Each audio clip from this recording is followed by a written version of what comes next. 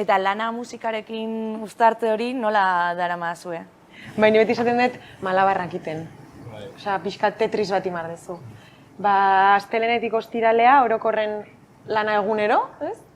Eta gero atxaldetan, eta, bueno, ba, hor ja ensaioak, elkarrizketak edo danadalakoa. Eta gero asteburutan, kontzertu gehienetan asteburutan nola izaten dien, ba, bueno, ni tan mal. Baina, ba, esango nuke dela pixkat Tetris bat montatzea, eta jazta, eta gutxi gora bera moldatzea.